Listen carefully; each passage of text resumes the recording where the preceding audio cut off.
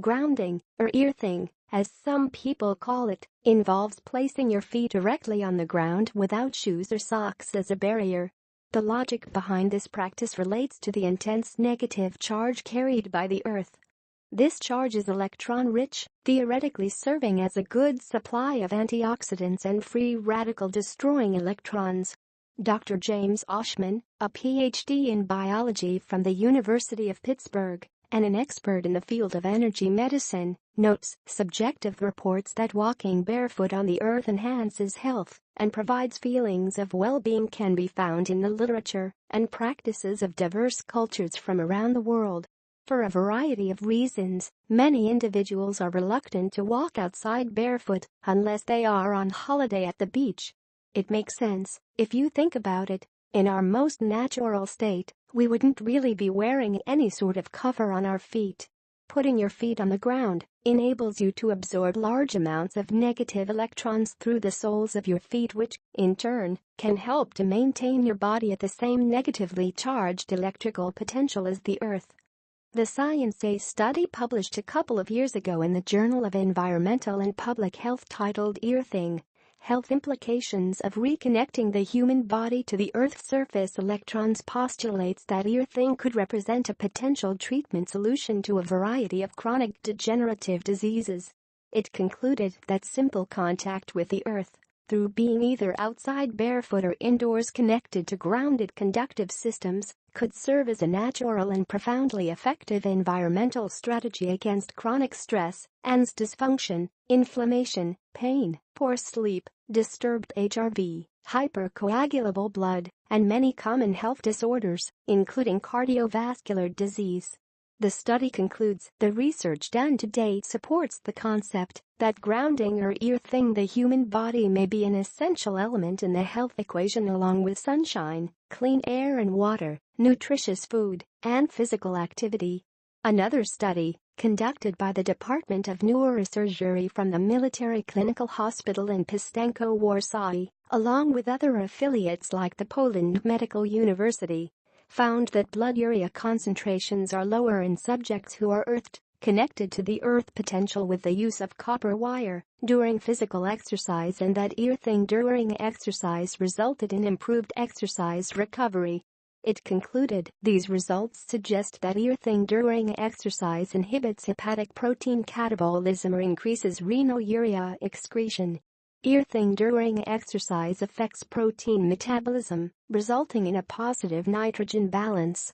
This phenomenon has fundamental importance in understanding human metabolic processes and may have implications in training programs for athletes. A study published last year from the Developmental and Cell Biology Department at the University of California at Irvine found that grounding the human body improves facial blood flow regulation. As mentioned earlier, studies have found grounding to reduce blood viscosity, which is a major factor in cardiovascular disease. One study, published in the Journal of Alternative and Complementary Medicine, even concluded that earthing may be the primary factor regulating the endocrine and nervous system.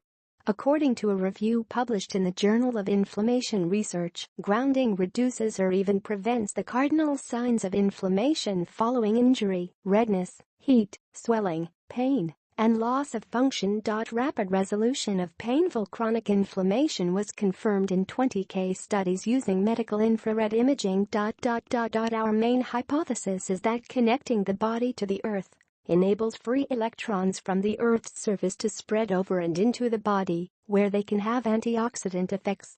Specifically, we suggest that mobile electrons create an antioxidant microenvironment around the injury repair field, slowing or preventing reactive oxygen species, ROS, delivered by the oxidative burst from causing collateral damage to healthy tissue and preventing or reducing the formation of the so-called inflammatory barricade. We also hypothesized that electrons from the earth can prevent or resolve so-called silent or smoldering inflammation. There seem to be dozens of studies which confirm the physiological effects of grounding, which include anything from anti-aging and heart health benefits to improved sleep and much, much more. This simple process of grounding is one of the most potent antioxidants we know of. Grounding has been shown to relieve pain, reduce inflammation, improve sleep, enhance well-being, and much, much more. Unfortunately, many living in developed countries are rarely grounded anymore. Dr. Jospin Mercola, when grounded, the diurnal rhythm of the stress hormone, cortisol, begins to normalize. Cortisol is connected to your body's stress response and helps control blood sugar levels, regulates metabolism, helps reduce inflammation, and assists with memory formulation. The figure below shows the results of a study that examined the effects of being grounded while sleeping over the course of 8 weeks. How you can get grounded. We all spend most of our time walking on the earth wearing shoes with rubber or plastic soles. These materials are insulators, used to insulate electrical wires. They also disconnect you from the Earth's electron flow, which we are supposed to, naturally, be connected to. If you wear leather-soled shoes, or vegan leather, or walk barefoot on sand, grass, soil, concrete, or ceramic tile, you will be grounded. If you walk on asphalt, wood, rubber, plastic, vinyl, tar, or tarmac, you will not be grounded. So the next time you are outside, take off your shoes. You can also use conductive systems while sleeping, working, or spending time indoors for a more convenient and lifestyle-friendly approach.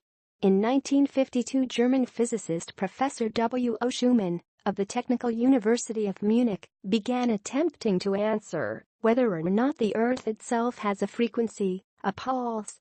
His assumption about the existence of this frequency came from his understanding that when a sphere exists inside of another sphere, an electrical tension is created.